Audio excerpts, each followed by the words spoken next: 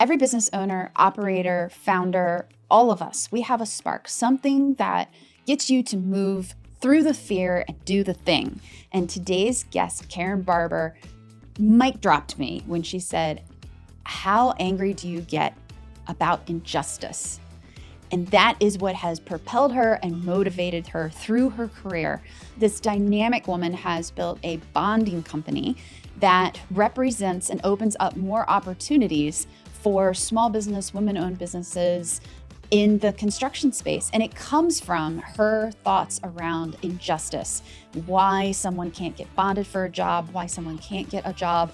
And so inadvertently, looking at injustice, she has been able to not only legislatively advocate for others, but also create opportunities for her business and herself. This is a dynamic conversation, and I am so excited to share it with you. This episode is sponsored by Genesis AEC, Steel Toe Communications, and this episode is also sponsored by Illuminate. Well, Karen, welcome to the Breakout Moment. Oh, thank you. I am so excited to dive into this conversation with you. We've been talking a little bit ahead of the show, and you have had just such an interesting journey, and you took a risk that I never have. Mm-hmm. So I cannot wait to dive into that. But tell us a little bit about, your journey and your company, and we can kind of go from there. Sure. Well, it's a long journey because I'm old. No, you're not old. I am. I'm getting there. So I started I wanted to be a spy, I majored in Cold War politics and Russian history at Loyola, and I loved it, and I went to Russia, and I thought I would love to travel more.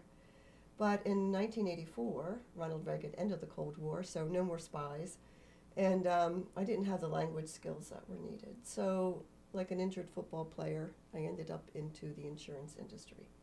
And I became one of the few women underwriters for contract bond surety at the home office level in the country. Okay. And I started with Fidelity and Deposit Company back in 1985. They were on Charles Street in Baltimore, and at the time I was living in Baltimore, so I could walk to work. When you're young, you're poor, you can't afford a car, you got to find businesses that you can walk to. But it worked out really well, and I loved it. And it's kind of like being a spy, because when you underwrite, you get to know the contractor's financial history, their personal history, their spending habits, how much profit they make on the jobs, what jobs they're pursuing, who they want to hire, how they're going to scale their business, kind of continuity plan they have for their company, and how they work their internal cost accounting system. And you have to keep that all very private. Yes. Back then there was no Privacy Act, but it was understood you don't talk about anybody, right? Right. And so I continued in that vein as an underwriter for a while.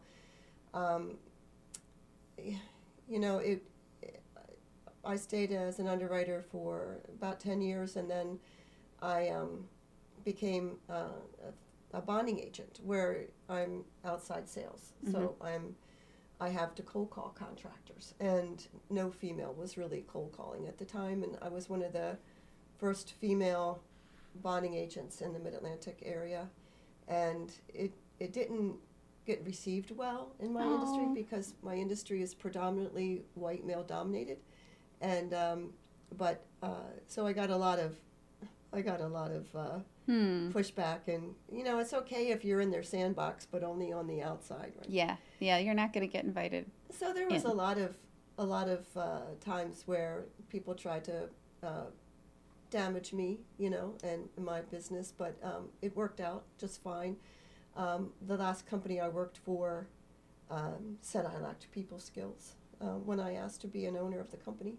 So I decided, well, if that's the case, I'm going to start my own business. So I took all the clients, and and all the surety companies that supported those clients, and I started my own business in 2002.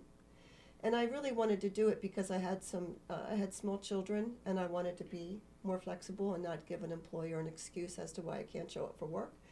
And I was also taking care of my father. Mm-hmm. He was living with me. I took care of him for about 12 years. But, I also wanted to do procurement reform, and you can't be legislatively active and put bills in session and lobby when somebody else is paying your paycheck. Correct. So I had free carte blanche now that I had my own business, and that was a path that I took, and we got a lot of procurement reform done. In fact, when Governor Hogan at the time, when he was on his campaign trail, Senator Joe Getty brought him into my office and said, "Could you help Larry Hogan win the campaign and be governor?" And I'm like, "Gee, I don't know what I could impart on him, but I could tell you what I would do if I wanted to win be governor of Maryland. I would go after procurement reform." Mm-hmm. So I gave Larry Hogan all my notes on procurement reform, and sure enough, when he became governor, his first attack was procurement reform. And I met up with Senator Getty later in Annapolis, and he said, what you did for Larry Hogan was a big deal. Yeah. And I'm like, well, thank you. So, then those little bits of confidence along the way, Mm-hmm. of recognition, even as subtle as they are the best to propel you in the next step. Absolutely. Because once you step through the fear factor, it's always better on the other side. And then when you step through and you get that encouragement, then you want the next level of fear to step through. It's like you're always trying to get to the next level. Yes. So life is difficult. As when you're young and you get married and you expect everything to be idyllic, it's not. And so I had a husband who was not from this country, and he left my kids when they were 10 and 6. And financially, no support. And my oldest needed a brain operation, and I found out he canceled the health insurance on me. So, these are setbacks you have to. Yeah. And Dr. Carson did the surgery. He was not cheap. So paying out of pocket for health insurance was really, and surgery was really difficult. But I told my key clients about it, and they were very supportive, and they tried to get jobs bonded for me so I could make more money, and they always called me to see how I was doing, and genuine concern. And I like to play golf, so when you get that drive down the fairway, and it's just like that feeling, like, Mm-hmm. okay, I had a bad game, but this time, I got a really good drive in, and I want to come back. And you get those hooks sometimes that say, okay, you're doing the right thing, stay on the path, and you'll be okay. But it was tough. I had a father to take care of, I had 2 girls to take care of, and I was the sole source of income. And you really can't propel your business the way you want to. No, you can't. You absolutely can't. I think there's this misconception out there that, we get to just 100% focus in on, almost like Oz behind the curtain, right? You walk in and you start planning out, this and that, and these people come and they hand you the things. It's like, it couldn't be even farther from that. It's your personal life. It's what you're going through mentally. It's dealing with clients. It's dealing with all of that. And it's not, I think sometimes those external challenges and the demand that they make on our time make us more impactful with the time that we do have, because no one juggles things. Sorry, guys, no one juggles things better than a woman can, because there's so many different facets. It's not one facet, it's a multifaceted thing that you're dealing with.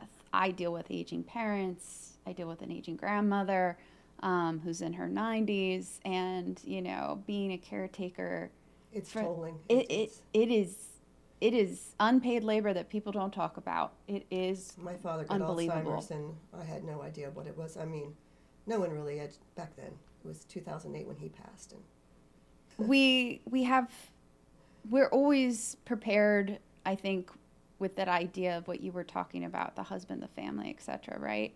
And everyone talks about that story. What we don't talk about is that later you're sandwiched with aging parents, family that's older, special needs, etc., things that come up in life. And no, you're not prepared. You're not prepared for it. You're absolutely not prepared. There's no such thing as work-life balance, and I hate that when they put that on women or men, because that just makes it more stressful. I mean, what's balance? Like, what's wrong with me if I can't perfect work-life balance?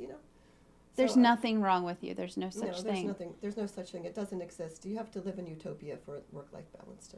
And I think it's the reality of the situation is it's not going to be this ideal routine where you wake up at this certain time and I have my beautiful breakfast all laid out and everybody's fed and going off on time and then you have time to get ready and what? No, that's emails start right away. Think every day's a little bit different. Sometimes you have a really busy day with a ton of meetings. You're having to work in the evenings. There is no balance. It's what you choose to focus on. But, and I think many people have said this, and I'm glad we're more transparent about it now than we used to be. But if something is, basically, if my attention is in one place in my life, that definitely means I have dropped the ball somewhere else in my life. Because I cannot equally juggle all of them at the same time. And it takes learning to ask for help. It takes learning how to receive help. It takes understanding your own limitations and, quite frankly, that powerful word no, I think. You can't do and be everywhere for everyone all at once. Yeah, that's true. It's very true. When I was married, my ex-husband, husband at the time, he had a steel erection and metal fabrication company.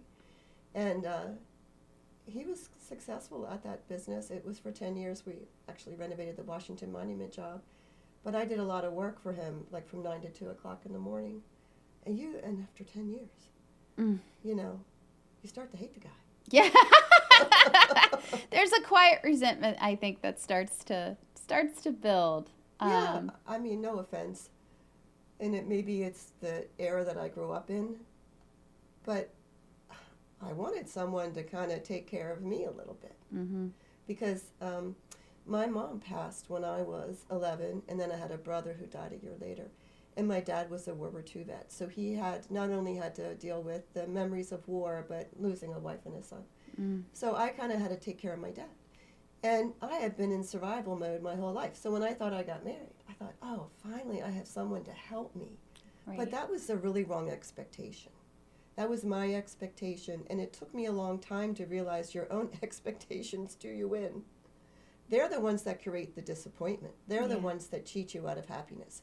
Because when those expectations fail you, you start to resent the person that you put them on when that wasn't even their expectations at all. To begin with. So one of the life changers for me was, oh gosh, now the name is it's called not Forum.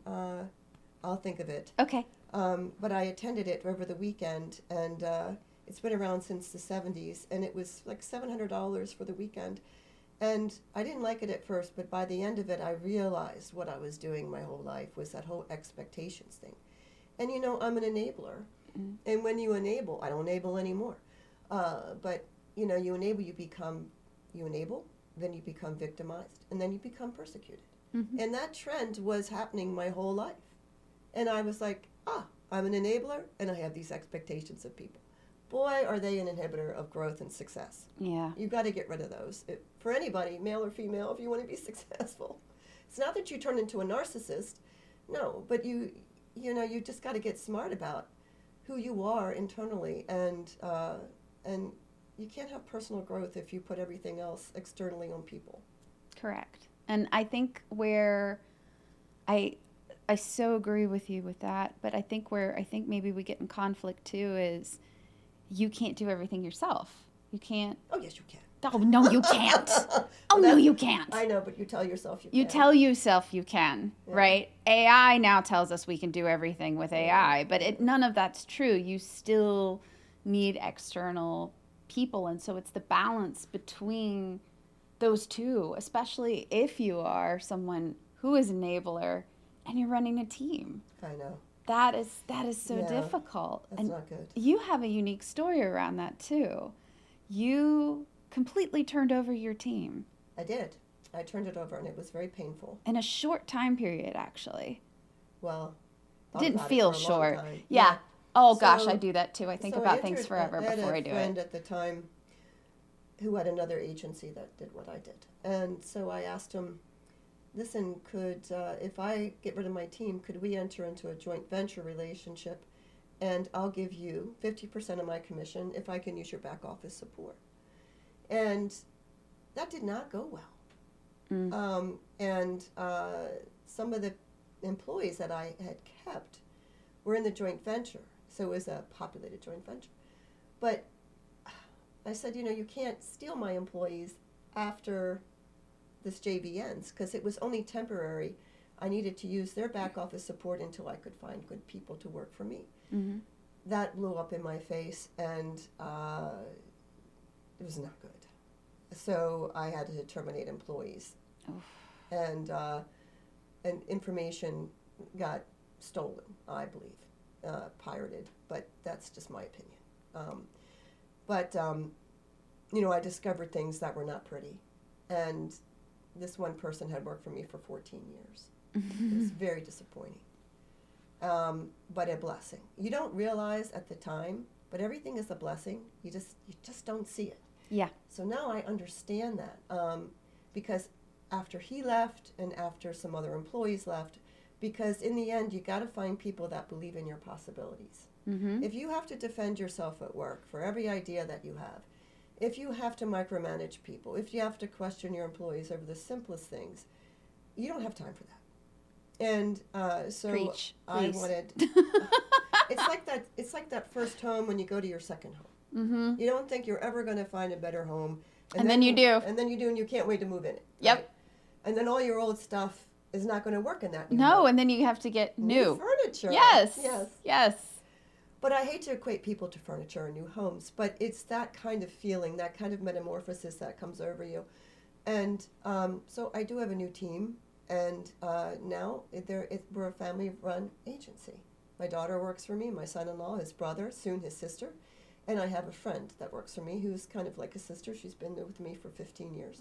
She's my chief growth officer. She's roughly my age, and the nice thing about Dee is that she has her own business called Try It Solutions.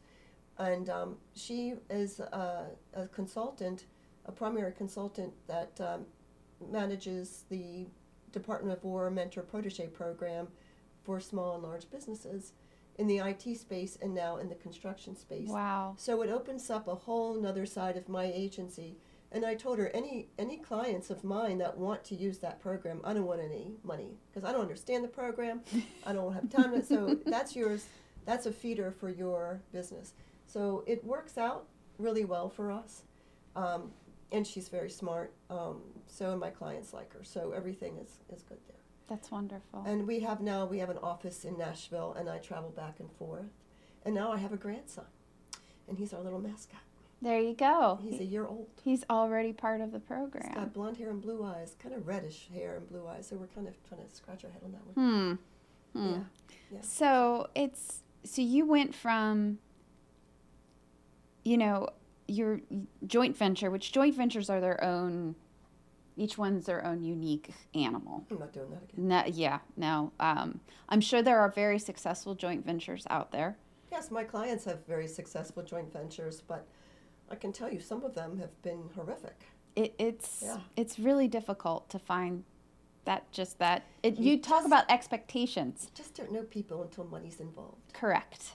And that's any relationship. Yeah. Any relationship. Including marriage. Yep. Agreed. So if you were to, looking back on that, if you were to restructure again, or younger you, what advice would you have given at that time? Maybe that you weren't ready for because you had to go through it all. But what advice would you give now, having the benefit of hindsight? I tell you, I took a DNA test.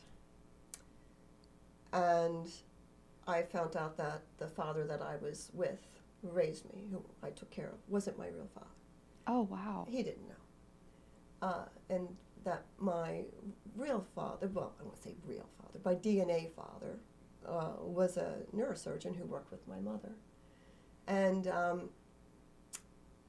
that didn't change me. That I always kind of knew, sadly, that I wasn't Italian. But I fed into it. But as growing up, you kind of have like imposter syndrome. because you're pretending or trying to fit into a situation that you don't quite feel is real. Hate to label things. But now that I understand that, and I understand where my cell memory is coming from, I feel more confident about who I am. I am not angry at all. I'm glad I'm here. And I'm glad I was born in the family that I have, because they are the best family. I had a very loving childhood. But, and they love me today. So I'm not without that at all. I wish my 3 sisters would embrace me and just talk to me, but they don't want anything to do with me. Isn't that a shame? I just feel like I don't want to be like lovey-dovey. I just want to find out what my dad was like, you know, meet some of the family. I want to see people that kind of look more like me, if that's kind of weird. But, you know, I think we all want to see that. We all want to see that, right? It's like identity, but it doesn't happen for a lot of people. No. But growing up, if someone told me, you know, I was like this really weird kid. I loved to garden, I mean, with a passion.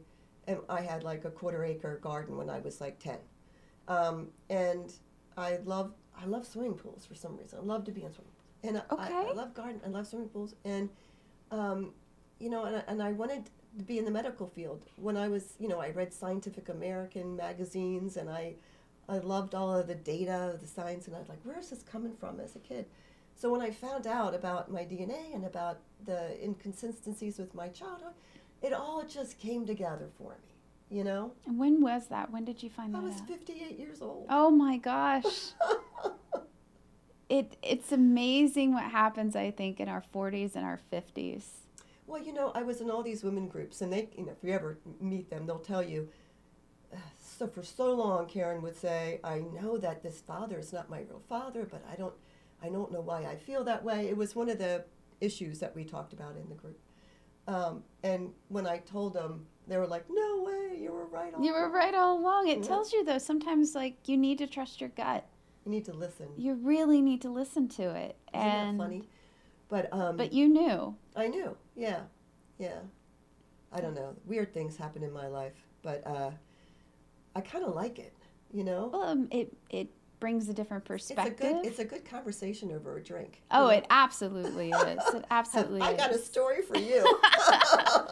So you mentioned a women's group. You are involved, you know, with, well, I guess at this point now also mentoring as well, women leaders. You know, talk a little bit about that, and especially, you know, how that, you know, we work in such, I don't want to say square, but difficult industries, still to this day.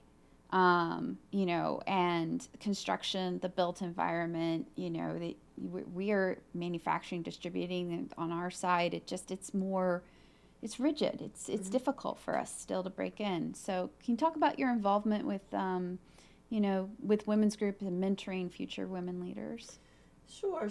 I just, before I do, I think it's important to say that, you know, people who want to be an entrepreneur or even an entrepreneur, right? You're highly intelligent people because you've got determination to do something different. And when you get stuck on a wheel and you're doing routine things, you can't stay on the wheel. You have to find outlets that are going to create a pocket of creativity for you that's going to bring back momentum to your business. Mm-hmm. Right? So you have to go off the well-beaten path to find something unique to bring back, right? So I volunteered to be on the board of the Girl Scouts for about 10, 13 years. I won their Distinguished Women's Award, and I had a Gold Star Girl Scout, and she was awesome, and she had to shadow me for the day. And I'm like, oh, I can't let her see financial information. She'll be asleep in no time. And really, I can't share the financial information with her. So at the time, I was getting a law passed in Annapolis. And it passed, first time in session. And I said, why don't you come with me in Annapolis? Mm-hmm. We'll make a day when I'm down there, and we can run up the halls, and I'll show you the underground tunnels that exist between the two buildings, and we can chase down politicians. She goes, great. So I love did. that. Chase down politicians. We did. We followed him in the tunnel. We were like, "Whoa, Senator, delegate! No, you gotta. We need you to sponsor this bill," and they did. And having her with me, she got them to sponsor because yeah. Well, they sell cookies. They sell cookies, and they can sell anything. They're wholesome, So when it came to testify for the bill later that day, she was giving everybody the evil eye on the opposite side, and I was like, "You go," But the great thing about it is that when the Girl Scouts needed a $500,000 grant, she was the one who testified for the bill because she knew the process, and they got their grant from her testimony. So hats off, That's amazing. Yeah, she's got kids now. She's old, getting older. But that was 2013, and and then I think. George Washington, I was in a program for women entrepreneurship. I mentored some women there. And then I've been part of Women Construction Owners and Executives for about 13 years. I've been on the board for about 10. And I was on their executive board for a while, and now I'm their incoming president for July 1st. Yeah, July. Mm-hmm. And we're starting an ambassadorship program where we want to bring about 10 women in to mentor them and to get them on the board, the national board. That's amazing. So that program is going to be implemented this year. That's amazing. Yeah, and we're boosting up our nonprofit arm called the Resource Center, and we've got them a new website. We're getting a new website. I started a cocktail Zoom hour. Let's see, February and then May. We're having another one in August. Anybody can join. You don't have to be a member. We prefer that women executives and owners are on the call, and they are. We had 65 people registered in like 18 to 20 states.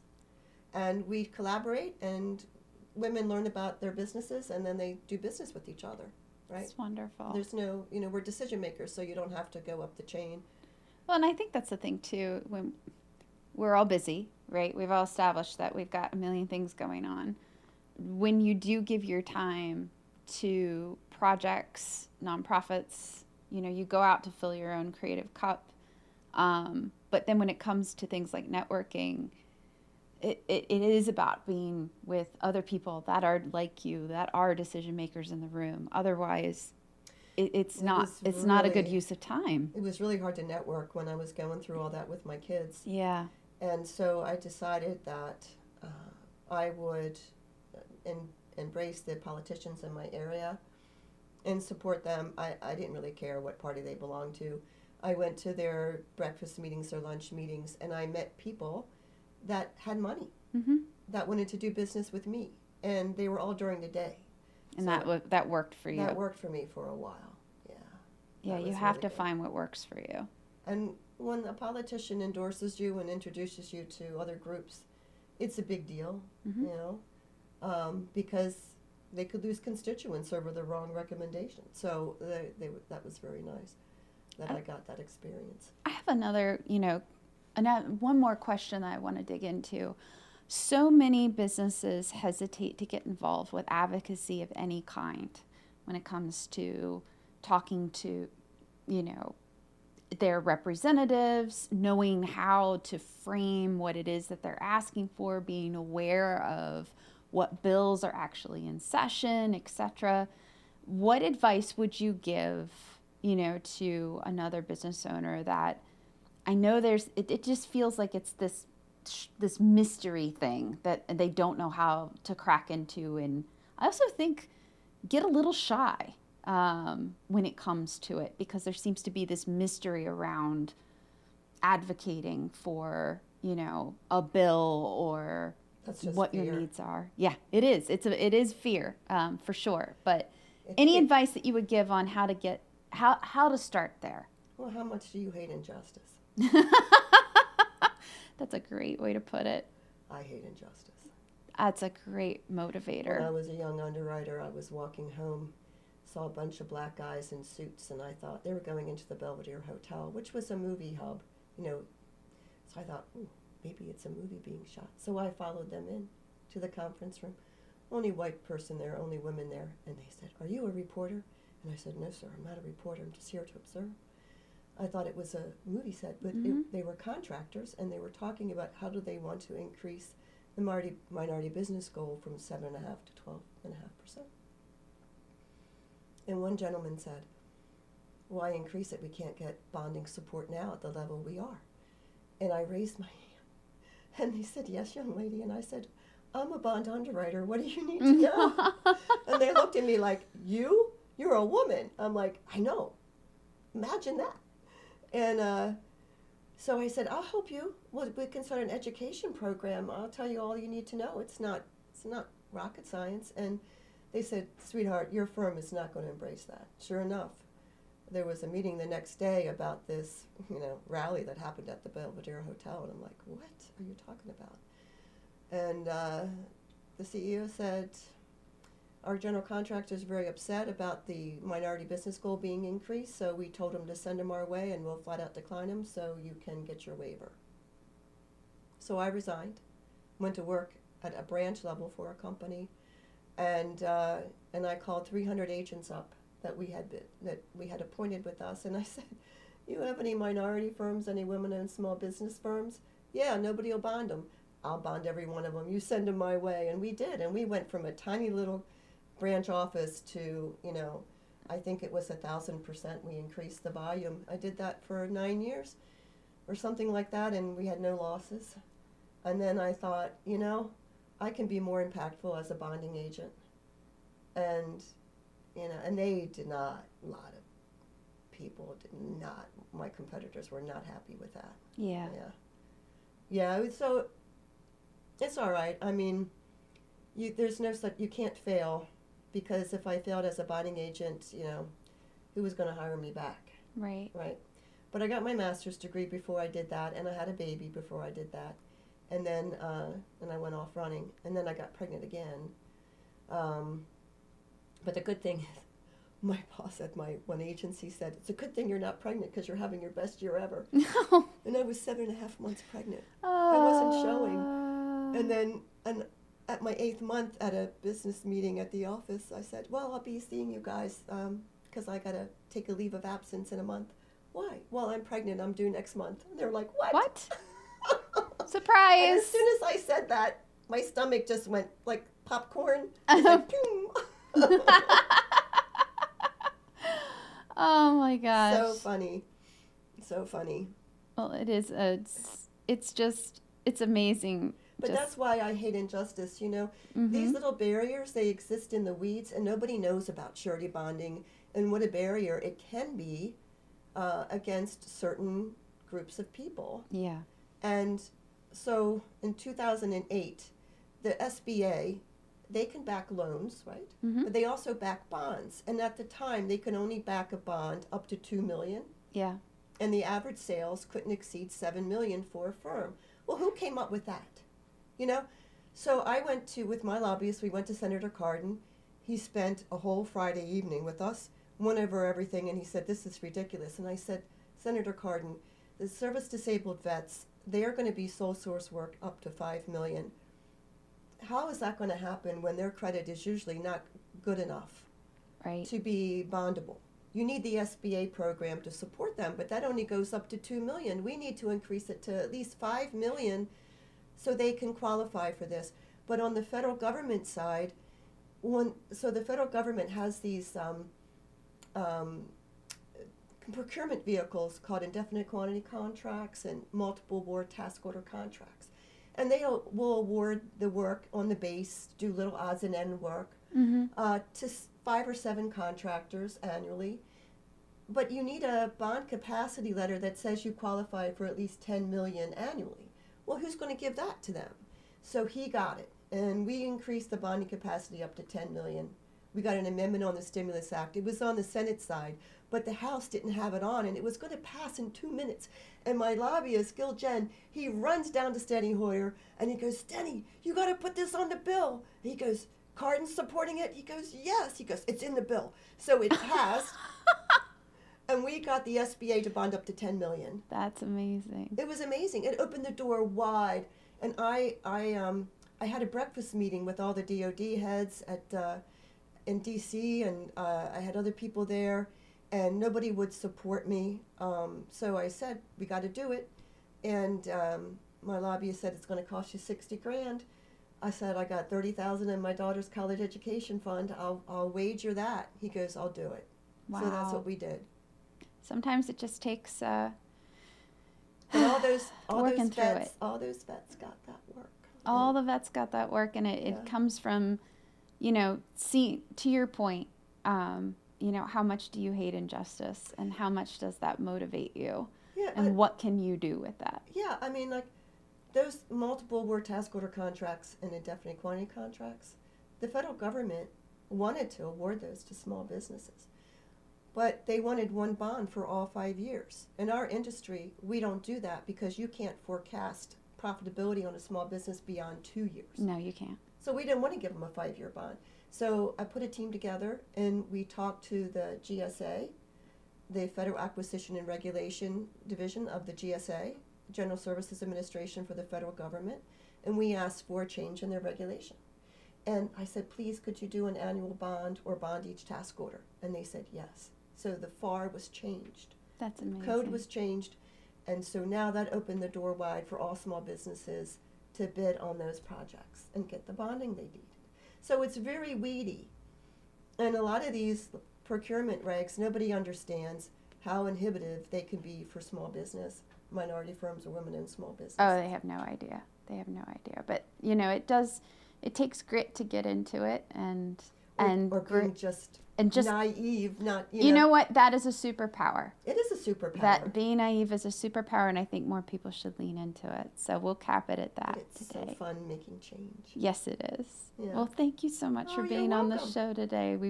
I love just your stories are just not even just breakout moments. They, like you said, they make for a good drink too. Oh yeah.